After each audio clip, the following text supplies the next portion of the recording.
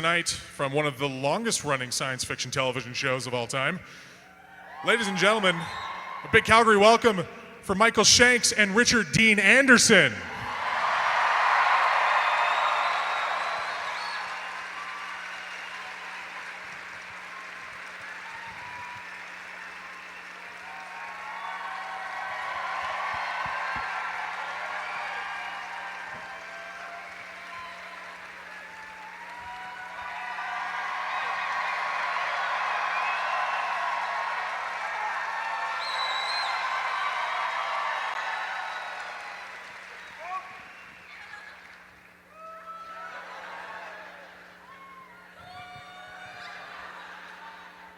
So we have got our Stargate panel today, so I want you to put your hands together for Amanda Tapping and Richard Dean Anderson!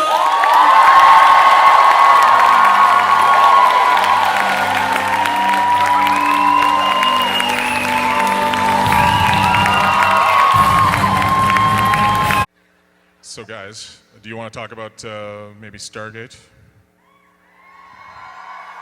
That little thing you did for the better part of 2 decades?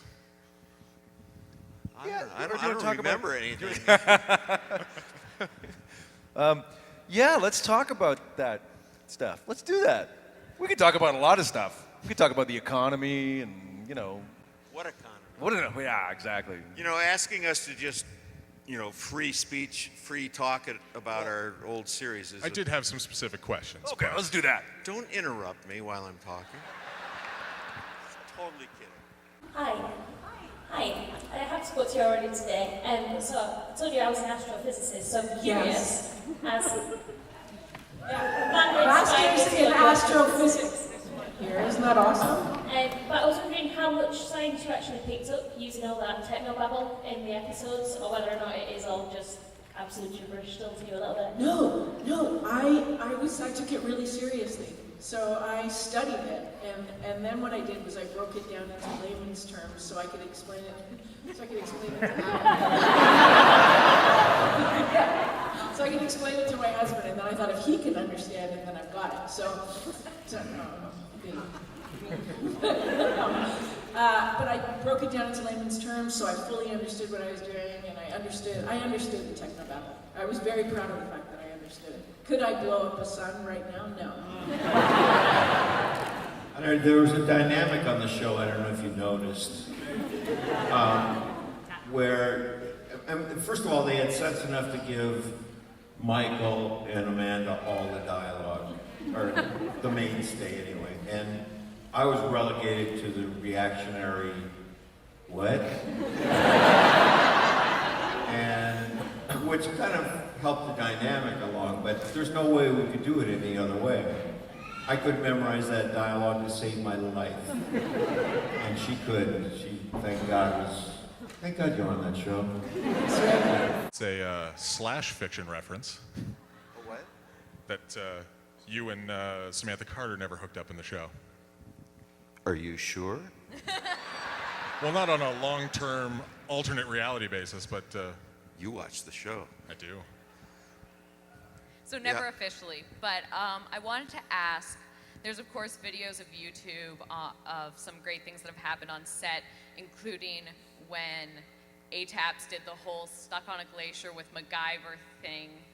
And I was wondering if you guys have stories of like your favorite pranks that were pulled on you or that you pulled on others. Did you just call Amanda 8 taps? 8 taps. I'm from the internet. A-tap-a-roo. Hey, baby. That's far out. I guess, what would that make you? I'm trying to figure it out. Rick Dunans?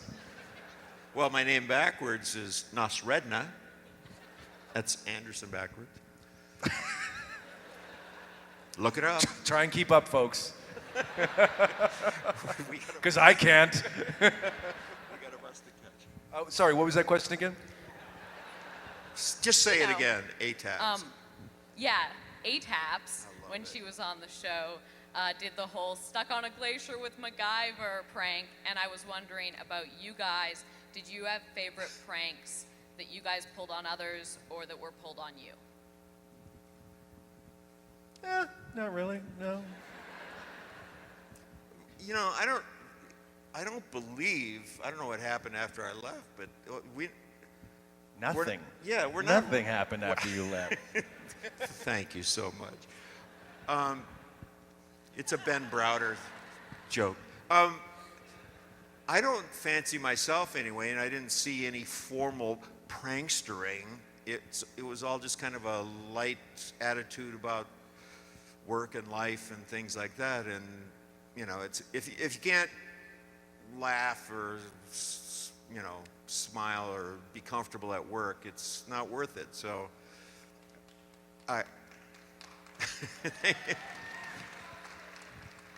It's just all the unemployed people. It's like you just made bogey or something like that. It was, yay, way to go. A-taps, huh? I have a question for all of the shippers. Yes. So, if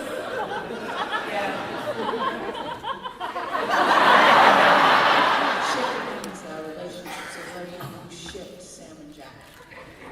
I'm 70, you know. Still thinking.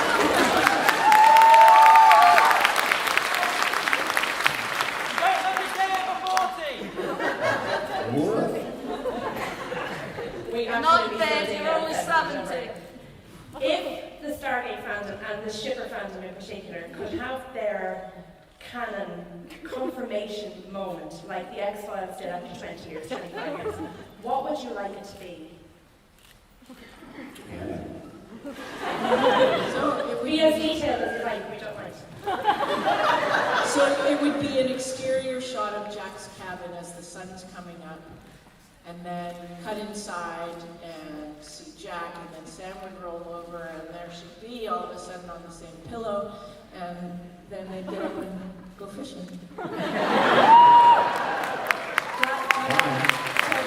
Hi, sorry, I'm a little nervous. Thank you so much for coming and taking time out of your schedules. My question is, what was the best experience that you had? Not necessarily anything that was funny, but something that affected you, that you took away from it. Well, I'll speak for myself, but I had a baby in Vancouver, so that was, yes, obviously I didn't have a baby myself, but I had, I was a partner in having a kid, who I still have to this day. And so did you. Not the same one. Yeah. It was different We one. do like to recycle. You know, We don't? our daughters are actually 8 days apart, and what was really funny is that, you know, when we had them in the second season of the show, and now we haven't seen each other in what, four years or something? 3 years, something like that. And we can now, you know, conciliate with each other over the fact that they're now teenagers.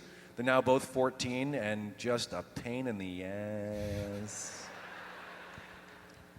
All you 14-year-old girls out there, relax. Just a little bit. It's all going to be okay. It gets better. Yes. What happened with Stargate, I think, very quickly was that they realized that, and I think you said it, when you agreed to take on the part, if I recall, you had said, I'm not going to play this jarhead, I want to play somebody with a sense of humor. Right? Sort of. But yeah, there was a lot of ad-lib early on from Rick, and the rest of us were too scared to ad-lib, but it was his show, so he could. And that sort of led us. Will you stop saying that? I don't think I was your boss, and it wasn't my show. I shared It felt in the like that in office. season 1. It felt like that in season 1. Like, you know, you're working with me. Yeah. What was the question? About the season. A lot of it was that. There was a lot of stuff that happened, and then that sort of, like, Rick really paved the way to make the show I think a lot more accessible because of its sense of humor. Because even in the most dire situation, like, you know, you ended that sentence with a gangling participle, you bastard, things like that, where it was just like, that's an ad-lib, clearly, but that happened a lot. Well, The hardest part was keeping a straight face while you were. Yeah. Well, there was a nice transformation that took place, or transition in tone as the years or the episodes went by. To go back even a step further, we used to have the luxury of a table read for every script. And it didn't last very long because it took time, nobody was around, there'd be And, but it kind of fell apart after a conversation that Brad Wright had with me after one of those table reads. I've told you this, haven't I? He took me aside, you know all know who Brad is, right? He's your boss, but head writer, and we'd go through these table reads, and it's the first time we're seeing the script. So to me, those are just little seeds for, to go somewhere else. The impulses are all there on a fresh piece. Anyway, God, I can't stop my brain. So during the table reads, I would be ad-libbing on, and this is a fresh script. And Brad took me aside, and most of it was getting laughs, some of it didn't matter. I wasn't reading the words the way they were written. So Brad took me aside and took me into his office, like the principal, and said, you're not doing the writers a great service by doing what you're doing in those rehearsals. Every one of us works hard to write these scripts, and when we first hear them, you guys read them, we like to hear the words. And he basically chastised the hell out of me, which I deserved. And I told him, you're right. I said, you're right. And it occurred to me that I should be showing some more respect for writers, who, to this day, I respect most out of the whole process. So from that point on, we kind of stopped having those rehearsals, but I tried to be a lot more true to the word on the written page, but with the caveat, and this is the agreement I made with signed in blood with Brad, is that we do our rehearsal and then we'll find our moments of levity, and I'll always call up or clear it with you. Stop me, I'm talking just on and on. But that was basically the genesis of Okay, you can stop. the likeness. But what happened though, with all that, the other actors started to do the same thing. And it really made for some terrible episodes, man. So I'm gonna ask the obvious question. What was your favorite Stargate villain?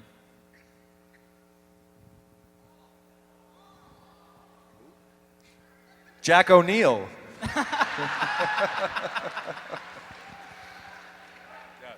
Bad guys. Oh, yeah. Your favorite was Hathor. I thought you said bad actors. No. And you said Richard Dean Anderson. Or Jack O'Neill. What did you say? We'll be right back after this word. They're asking who our favorite bad guys are on the show. Like, I'll name a few. So Hathor. Go, keep going. Ball. Hathor, Ball. They're two separate people. Okay. Yeah. I thought one was an adjective or a verb. Anubis. Okay. Our first one. Apophis. Apophis. Any others? Anubis. Who? Anubis. I could list off some of the lesser ones, but you don't stand a chance. No. So I'm just gonna go with the big ones. I don't think I stand a chance at this level. Do you have a favorite? Well, you went as Hathor. Yeah, Hathor. Yeah. I had a good time with Hathor because she was such Good fun. It Well- was a fun. It's a morbid sense of fun that I had with her. She was such a pain in the butt. No, she wasn't. She was actually quite stacked.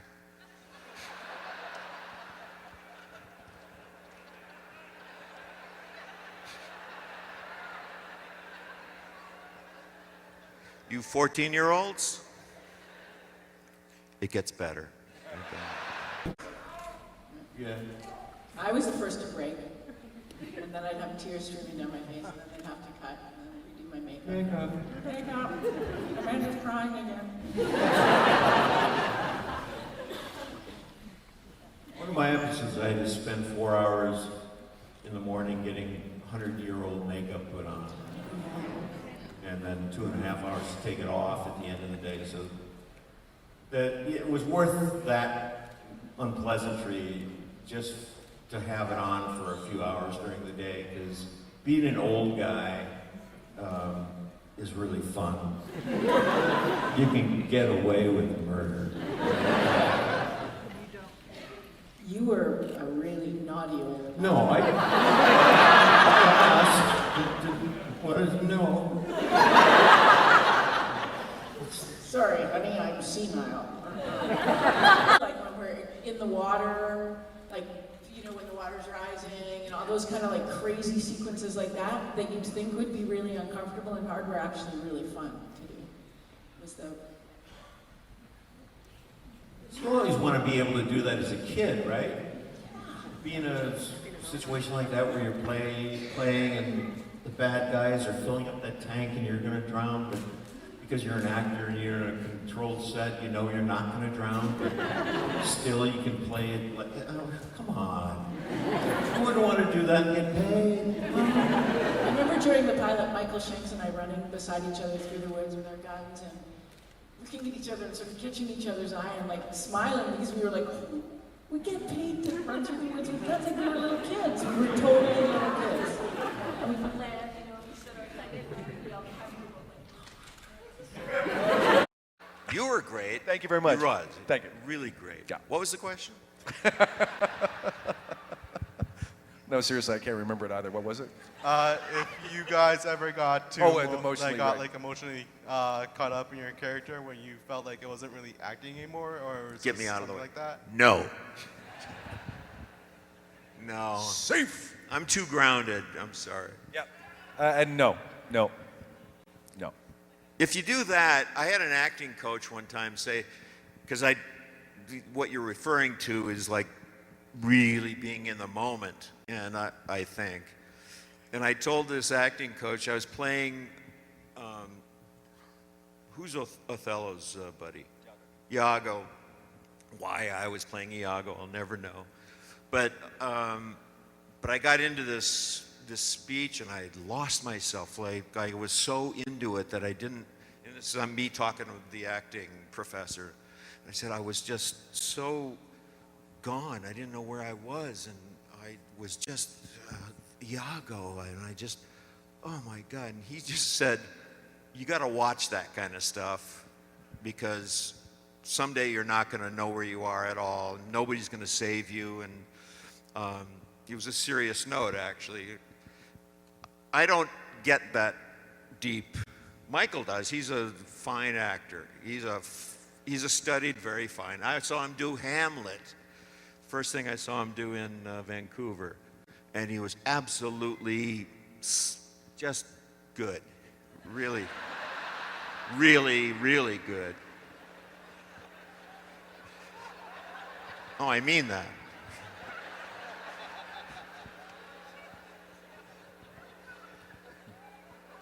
But Michael's a real actor. Come on, let's face it. Yeah. And I think on our show, you'll find if you really are objective and you look at all the people who've been on the show, the regulars, Michael's the only one that really knew what he was doing as an actor. I mean, Amanda was good, but she's more of a comedian and she's got that down. Michael knows what he's doing. I'm jealous, prick. I'm getting all teary. Not really. I was still stuck on I was still hung up on my joke. My next joke was like, he says the first thing he saw me in Vancouver was playing Hamlet.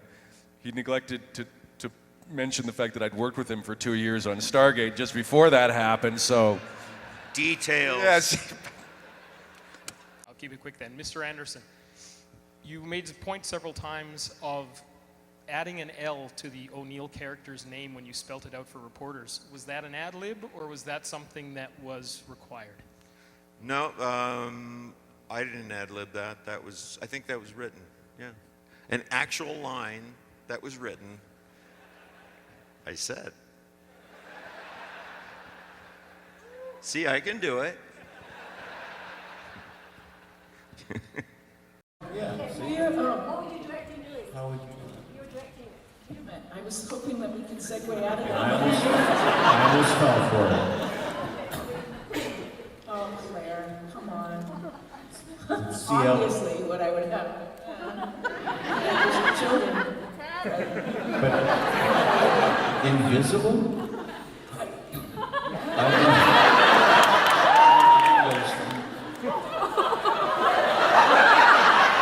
I just broke out into a sweat myself. I would watch that. These lights just got a lot hotter than this. MacGyver crawling all over you, and you having to respond. Not that hair. What? No mullet? We call it hockey hair in Canada. Yes. Yes, you do. Oh, Claire. That's CLARE, correct? Yeah. See? Huh? I can't even. Use your imagination. Enjoy yourself.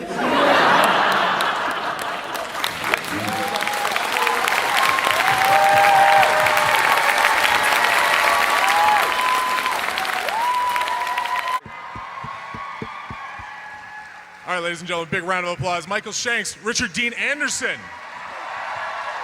Thank you.